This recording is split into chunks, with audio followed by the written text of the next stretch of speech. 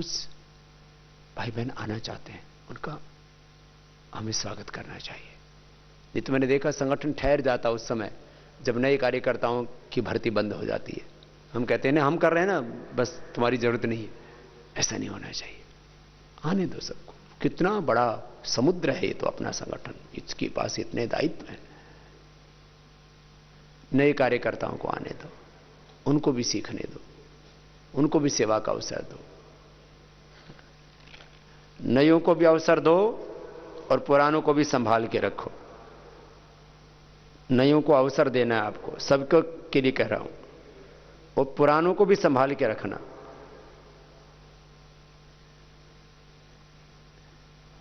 तभी संगठन में नवीनता बनी रहती है। ये घर हो, परिवार हो, संस्था हो, उसमें भी तो ऐसे ही चलता है क्रम। देखो, जैनी साधु बनना बड़ा कठिन काम होता है। उसके एक एक बाल को वो लोग निकालते हैं, केश लुंचन करते हैं उनका। और जो उसमें भी 3 तरह के होते हैं। एक तो होते हैं बिल्कुल नग्न रहते हैं और कभी भी स्नान नहीं करते, कि प्रकृति के साथ इतना तादात्म्य हो जाता है उनका। फिर कुछ थोड़े गर्म पानी से पूछ लेते हैं कभी कभी, ऐसे ही ऐसे। कुछ उसमें फिर श्वेतांबर है, कुछ दिगंबर। दिगंबरियों में भी 2 तरह की दिगंबरी है। कुछ स्नान आदि कर लेते हैं, कुछ स्नान करते ही नहीं है एक बार भी। श्वेतांबरियों में भी कुछ केश लुंचन करते हैं, कुछ नहीं भी करते हैं, लेकिन बहुत तरह का तप करते हैं। और उसमें भी हजारों साधु हैं, पता नहीं 15-20 हजार कितने साधु हैं उनके पास। फिर अलग अलग मत पंथों में, बौद्धों में, फिर ईसाइयों में मैंने एक बार सुना कि करीब 5 लाख साधु हैं। हम जिनको साधु बनाते हैं उनको कम से कम 5 से लेकर के 10 साल तक पढ़ाते हैं पहले, आचार्य बनाने के लिए उनको। तो आप हमको ऐसे भी बच्चे दे सकते हो जिनको आप साधु बनाना चाहते हो। मैंने देखा लोग, मैं जब अपना उदाहरण देता हूं तो कहते हैं बाबा जी अपने जैसा तो बना लो तब तो दे देंगे। आपको अब जाकर के 4-5 कार्य प्रायोरिटी से करने हैं। सबसे पहला काम,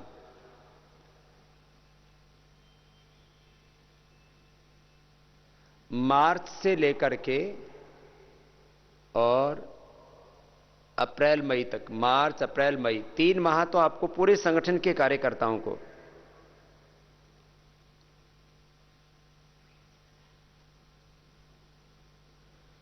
मार्च से अप्रैल मई तक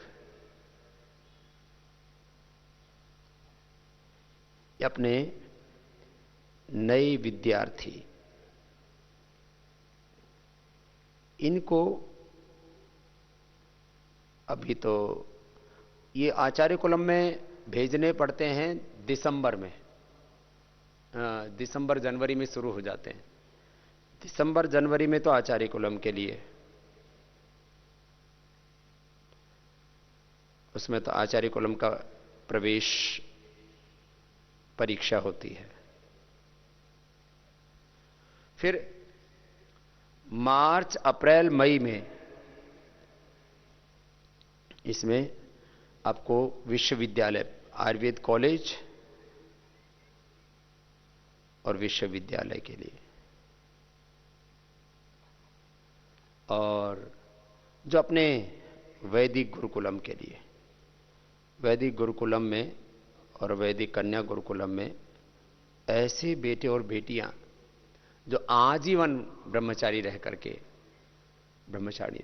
देश के लिए अपना सर्वस्व अर्पित करना चाहते हैं। ऐसे ऐसे भी एक एक जिले से एक एक दो दो तो भेजो हमारे पास। ऐसी भी आत्माओं को खोजना है आपको। है, मैंने कहा कुछ भी दुनिया में दुर्लभ नहीं है, दुर्लभ कुछ भी नहीं है, बस ऐसी आत्माओं की खोज करनी पड़ती है। हाँ। और अब एक नया प्रकल्प इस बार से शुरू कर रहे हैं, संस्कृत गुरुकुलम। एक तो ये वैदिक गुरुकुलम, ये तो आजीवन सेवा वाले हैं। एक संस्कृत गुरुकुलम अभी शुरू हो रहा है, बेटों के लिए भी बेटियों के लिए भी। इसमें भी एक जिले से एक बेटा और एक बेटी। हम चाहते हैं कि समान रूप से चीजें आगे बढ़ें, क्योंकि आगे हमको करीब 25,000 तो हमें संस्कृत के विद्वान और शिक्षक चाहिए, क्योंकि सब तो विद्वान नहीं हो सकते, तो संस्कृत के विद्वान और टीचर्स की जरूरत पड़ेगी। प्रामाणिक विद्वान तो थोड़े ही बन पाते हैं, देखो सबका बुद्धि का सामर्थ्य एक जैसा नहीं होता, देखने को मिलता है, ये तो सच्चाई है। तो मैंने कहा उनके पढ़ाई के बाद उनके कैरियर की, उनके नौकरी की हम 100% जिम्मेदारी लेते हैं। इससे बढ़िया और क्या हो सकता है? ये संस्कृत साइड से होंगे सब। मैंने कहा डॉक्टर, इंजीनियर, साइंटिस्ट आदि बनने चाहिए, लेकिन अच्छे संस्कृत के विद्वान, वेदों के विद्वान भी तो बनने चाहिए। डॉक्टर्स हमें बनाने हैं, लेकिन हमें विद्वान भी तो तैयार करने हैं, हमें आचार्य भी तो तैयार करने हैं। ये तो इस कार्य को भी प्राथमिकता देना, संगठन में जाकर के इसकी चर्चा करना, और ऐसे कम से कम, अब कहीं अधिक भी हो तो उनको परीक्षा ली जाएगी यहां पर। उनको जो समर्थ हैं उनसे जो है एक शिक्षा सहयोग भी लेंगे, समर्थों से सहयोग लेंगे, और जो असमर्थ हैं लेकिन भी प्रज्ञावान हैं, बुद्धिमान हैं, असमर्थ हैं लेकिन बुद्धिमान हैं, उनके बच्चों को हम छात्रवृत्ति भी देकर के पढ़ाएंगे, उनको सहयोग देंगे। ये 5वीं कक्षा से लेंगे इनको भी। और जो वैदिक गुरुकुलम और वैदिक कन्या गुरुकुलम वाला जो विषय है, क्योंकि वो तो जो विवेकशील हो चुके हैं, जो अपना निर्णय करने में सक्षम हैं, उन्हीं को ही उस श्रेणी में ला पाएंगे। तो वो तो 10वीं 12वीं के बाद ही आएंगे, 10वीं 12वीं अथवा स्नातक आदि। ये फिर इसके साथ साथ ये तो क्योंकि निरंतर अपने सेवा के कार्य है, ये सेवा तो आपको, क्योंकि इस तरह के कार्यकर्ता जब तैयार होंगे, यही आगे अपनी और बड़ी ताकत बनेंगे। फिर नियमित कक्षाओं का विस्तार, यह सबसे बड़ा कार्य आपका संगठन की सेवा की प्राथमिकताओं में।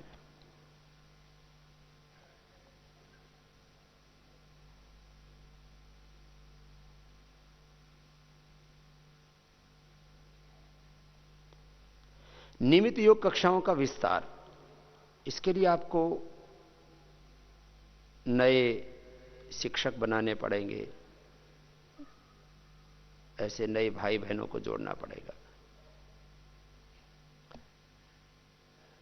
कितना मूलभूत योग की जो शिक्षा है, 7 से 11 दिन में, कोई थोड़ा विवेकशील हो तो 7 से 11 दिन में योग सिखाने में सक्षम हो सकता है, यदि थोड़ा उस पर ध्यान दे तो। इस कार्यों को बहुत अधिक प्राथमिकता दीजिए। जितना ज्यादा योग का विस्तार होता जाएगा, जितना ज्यादा योग का विस्तार होता जाएगा, उतना ही ज्यादा इस धरती पर दिव्यता आती जाएगी। फिर योग प्रचारक, ये भी आपको हमें देने हैं। जो भी अच्छे भाई बहन हैं, और उनको कम से कम वो 2 महीने की योग कक्षा जरूर लगा के आए, सुबह शाम 2 महीना योग प्रचारकों की तरह काम करें निस्वार्थ भाव से। योग प्रचारकों के लिए कसौटी है कि वो 2 माह तक योग प्रचारक की तरह, उसका पूरा पता है वहां योग प्रचारक का, कि पूरे नियम शर्तें ना एक एक कॉपी दे देंगे। योग प्रचारक की एक नियमावली बनाई है, वो आपको मिल जाएगी। भाई यहां पर पुष्कर जी और दूसरे हमारे भाई नवीन जी, वो इस दायित्व को देखते हैं, वो संपर्क कर लेंगे फिर उनसे। इसमें आगे चल के कुछ बहनों को भी लगाएंगे। कुछ बहनें अभी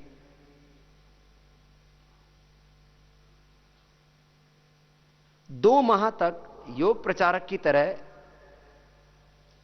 वो निस्वार्थ सेवा दें, फिर नियुक्ति के लिए वो अप्लाई करें यहां, क्योंकि ये बहुत बड़ा काम है, इसमें बहुत सात्विक आत्माएं चाहिए। ये पार्ट टाइम जॉब नहीं है। जैसे आपकी पार्ट टाइम सेवा है, लेकिन ये पार्ट टाइम नहीं, ये फुल टाइम है। पार्ट टाइम सेवा तो हो सकती है, योग प्रचारक जो है वो फुल टाइम के लिए होंगे इस काम के लिए। तो ये ऐसे भाई या बहन, उनको बोलो कि बेटा आप सुबह शाम योग कक्षा लगाओ, दिन में स्कूल कॉलेज गांव वहां जाकर के स्वदेशी का प्रचार करो, यही मुख्य है उसके अंदर। बाकी आपको पूरी नियमावली दे देंगे आपको, है ना, उसकी पूरी नियमावली लेकर के और आप इस कार्य में पूरा सहयोग करो। फिर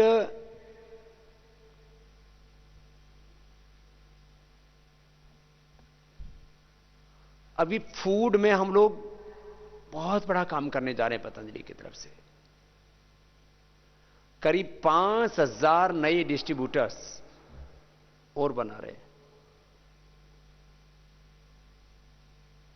तो इसमें जो सात्विक लोग हैं, जो समर्थ हैं, जो इसमें अनुभवी हैं, इसके कुछ पैरामीटर्स बना रखे हैं, उनको फुलफिल करते हैं, उनको भी आपको मदद करनी है, उनको जोड़ने में। जैसे अभी अपने 4 वर्टिकल हैं, 2 फूड के थे और एक उसमें होम केयर का और एक पर्सनल केयर का। अभी फूड में 5 कर रहे हैं। एक में है कई प्रकार का आटा, बेसन, और उसमें अभी शुगर भी लॉन्च कर रहे हैं। दूसरा है तेल। तेल इतना बड़ा है, माने पूरे देश में करीब 2 लाख करोड़ रुपए का तो तेल लोग खा जाते हैं। फूड का भी इतना ही बड़ा है। ऐसे ही फिर राइस, स्पाइस एंड पल्सेज, ये तीसरा। फिर उसमें चौथा है बिस्किट, और बिस्किट के साथ जितने भी ब्रेकफास्ट सीरियल्स आदि हैं वो बहुत बड़ा है। एक वर्टिकल की क्वांटिटी है, एक महीने में 1 लाख टन की, 1 लाख टन। 1 लाख टन आटा, 1 लाख टन तेल, 1 lakh ton biscuit, 1 lakh ton चावल, 1 लाख टन दालें और चावल मिला के 1 लाख टन से ज्यादा, और उसमें स्पाइसेस तीसरा। चौथा ये बिस्किट भी 1 लाख टन, माने आटा भी 1 लाख टन से ज्यादा, उसके साथ दूसरे जो प्रोडक्ट्स हैं, तेल भी 1 लाख टन से ज्यादा, कच्चे घानी से लेकर के फिजिकल रिफाइंड ऑयल और वर्जिन क्वालिटी के 8 प्रकार के ऑयल, ऐसे ही सभी प्रकार की दालें और करीब 28 प्रकार के चावल और सभी प्रकार के मसाले, ये तीसरा।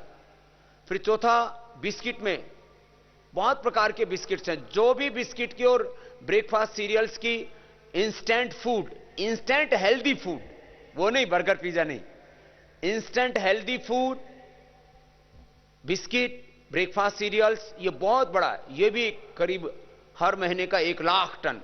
और पांचवा फिर सब प्रकार के जूसेज, शरबत, पावर बीटा, च्यवनप्राश, ये 5 वर्टिकल फूड में है।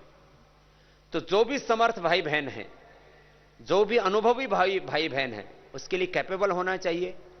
उसमें हम कहते हैं उसको 3 आईज कंप्लीट करना होता है। Investment, infrastructure, involvement, experience. तो ये ऐसे भाई बहन जो समर्थ हैं, जिनमें जज्बा है कुछ काम करने का। हमने इतिहास गढ़ा है, हमने पुराने लोग तो लिए हर एक इंडस्ट्री के, लेकिन हमने नए योगी, नए उद्योगपति, नए वेदज्ञ, नए विद्वान, नए ब्राह्मण, नए सन्यासी, ये भी हमने खड़े किए हैं। नया इतिहास हमने बनाया है। तो इसमें बस उनका सात्विक होना, समर्थ होना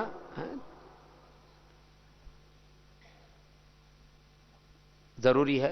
एक्सपीरियंस लोग ज्यादा अच्छे से काम कर लेते हैं, नहीं तो एक्सपीरियंस कम भी हो तो 100% उसके अंदर जोश होना चाहिए, जुनून होना चाहिए, पागलपन, जुनून, तब बात बनती है।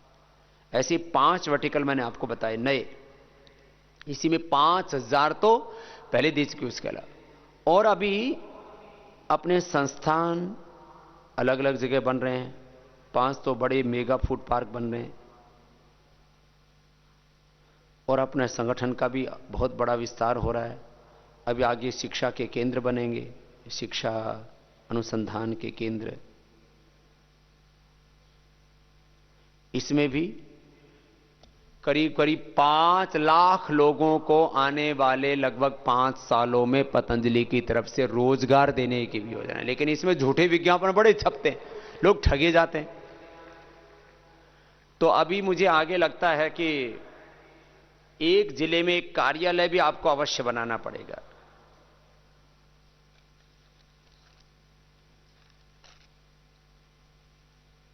जिले में कार्यालय भी बनाना पड़ेगा, क्योंकि अब कार्य इतना हो गया है कि उसको अभी हमें सिस्टम में डालना पड़ेगा, एक व्यवस्था बनानी पड़ेगी। नहीं तो बिना व्यवस्था के, बिना सिस्टम के इतने बड़े इस स्वरूप को सही दिशा में और एक निर्धारित लक्ष्य तक, एक हमारा तो एक गोल है बहुत बड़ा, उस तक हम इन चीजों को लेके जाना चाहते हैं। तो इसमें बहुत बड़े बड़े कार्य होने। मैंने बताया कि जो है संस्था में, संगठन में आगे जिस तरह से आचार्य कुलम आदि का विस्तार हो रहा है, इन सब में, विश्वविद्यालय आदि में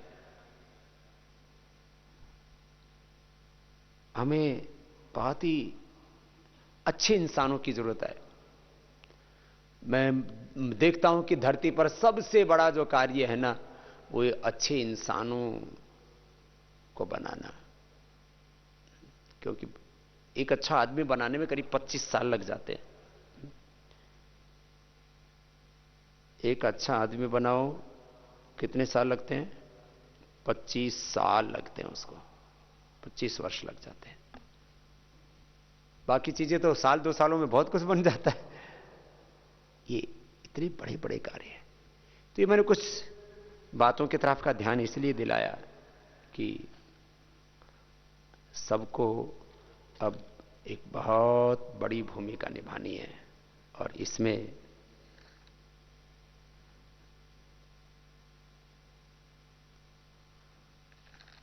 पतंजलि योग समिति, महिला पतंजलि योग समिति, भारत स्वाभिमान, युवा भारत और पतंजलि किसान सेवा समिति, इन सब के कुछ कुछ दायित्व भी हमने जैसे संगठनात्मक रूप से देखे, तो अभी जैसे योग प्रतियोगिताएं भी अपने को आयोजित करनी है अभी। उसके लिए भी, यद्यपि आपको तो सब देखो, 5 संगठनों में तालमेल तो होगा ही, उसके बिना तो कार्य नहीं होगा। लेकिन अब जैसे ये युवा भारत में हम सोच रहे हैं कि युवा भारत को पूरा देश में खड़ा करेंगे। राजनीतिक संगठन ठीक है, वो ज्यादातर उसमें स्वार्थी लोग होते हैं, कोई भी संगठन हो। ये है ईश्वरीय कार्य, निष्काम सेवा। बहुत बड़ा कार्य है। फिर इसमें युवा भारत, भारत स्वाभिमान के कार्यकर्ताओं को, पतंजलि योग समिति, महिला पतंजलि, सभी को काम करना है। इसमें किसान पंचायत के भी और 5 संगठनों का ये तो योग प्रतियोगिता में, और इसमें लीड करने की जिम्मेदारी हम युवा भारत को देंगे, ऐसा हमने सोचा, जिससे कि वो संगठन पूरा खड़ा हो। बहुत बड़ा दायित्व है। फिर जैसे किसानों को सीधा जोड़ना है। करीब हमारा लक्ष्य है कि आने वाले समय में 5 लाख लोगों को तो रोजगार मिले और 5 करोड़ किसानों को हम सीधा जोड़ पाएं, तो उनसे माने उनकी पूरी जो कृषि उपज है उसको हम सीधा खरीद पाएं। इसके लिए एक बहुत बड़ा चैनल बनाने की योजना है, जिससे कि बीच की बिचौली हट जाएं। इसके लिए प्रिक्योरमेंट के लिए भी पूरे वेयर हाउस से लेकर के, और इसमें कई तरह की चीजें हैं, वो सारी चीजें करने के लिए संस्था काम कर रही है, तो आपकी जानकारी में भी रहे। और इस दिशा में आगे बहुत बड़ा काम होना है। वो दिन भी आएगा जब हिंदुस्तान का किसान भी यहां पर समृद्धि पाएगा, सम्मान और स्वाभिमान के साथ जीने का हक पाएगा। ये छोटा काम नहीं, बहुत बड़ा काम है ये। और इसमें फिर आगे चल करके हम जो है आदर्श गौशालाएं भी बनाएंगे, उसमें भी किसानों को जोड़ेंगे। नस्ल सुधार वाला जो काम है, इसमें हम ऑर्गेनिक खेती की जो ट्रेनिंग है उसमें भी इनको जोड़ेंगे। तो किसान पंचायत का भी बहुत बड़ा काम है, लेकिन आपकी जानकारी में रहे इसलिए मैं इस बात को बता रहा हूं। इसमें जड़ी बूटी की खेती भी होगी, और ये भी कार्य, ये किसान पंचायत के बहुत जो है, ये जो अपने किसान सेवा समिति, जो उसका नामकरण अभी कर दिया गया है, तो ये क्योंकि पहले अपन किसान पंचायत करके संगठन को बोलते थे, तो उसमें कई बार लोगों को असुविधा होती थी कि ये कौन सी पंचायत आ गई नई। तो अब उसका नाम पतंजलि किसान सेवा समिति कर दिया गया है, और अब इस संगठन का भी बहुत बड़ा कार्य होगा। तो ऐसे 5 संगठनों का आपस तालमेल में भी बहुत बड़े कामों का निष्पादन करना है। तो ये मैंने कुछ 8-9 प्राथमिकताएं आपको गिनाई, और एक एक दायित्व के प्रति अपने को बहुत सचेतन रहना है।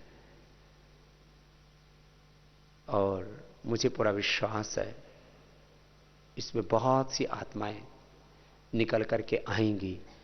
और मैंने प्रारंभ के दिनों में कहा था, जब ये संगठन शुरू किया था तभी, कि मैं आपको अपना प्रतिरूप देखना चाहता हूं। मैं आपको अपने गुरुओं का, ऋषिकाओं का प्रतिरूप देखना चाहता हूं। मैं आप में साक्षात ब्रह्म का स्वरूप देखना चाहता हूं। इतनी दिव्यता के साथ आप अपने आप को तैयार करें। आप मात्र एक व्यक्ति नहीं हैं, आप इस धरती पर भगवान का प्रतिनिधि हैं, ऋषिकाओं, वीर वीरांगनाओं का प्रतिनिधि हैं। आप भारत माता का प्रतिनिधित्व करती हैं, आप धर्म का प्रतिनिधित्व करती हैं, सत्य न्याय का प्रतिनिधित्व करती हैं। आप अपने आप को कभी भी दीनहीन, तुच्छ न समझें। आप इस धरती पर साक्षात जगदम्बा हैं। आप इस धरती पर लक्ष्मी, दुर्गा, सरस्वती का अवतार हैं। आप इस धरती पर स्वर्ग का अवतरण करने वाली देवियां हैं। आपको बहुत कुछ करना है। आप में जो असीम सामर्थ्य है, उसके द्वारा इस धरती पर नया नया सृजन होता रहे, इसके लिए ये महिला पतंजलि योग समिति पूरी प्रामाणिकता से काम कर रही है। और आगे भी बहन सोहन जी से लेकर के हमारी सारी राज्य प्रभारी बहनों से लेकर के जिला प्रभारी बहनों से लेकर के, और एक एक जिले में जो निष्काम नित्य योग सेवा की जो साधना कर रही हैं, आप सब बहनों को जब मैं देखता हूं तो बार बार मेरा हृदय कृतज्ञता से भर आता है कि जिस देश में ऐसे निष्काम सेवा करने वाली पुण्यशील योगी आत्माएं हैं, उस देश का दुनिया की कोई भी बुरी ताकत कुछ भी बाल बांका नहीं कर सकती।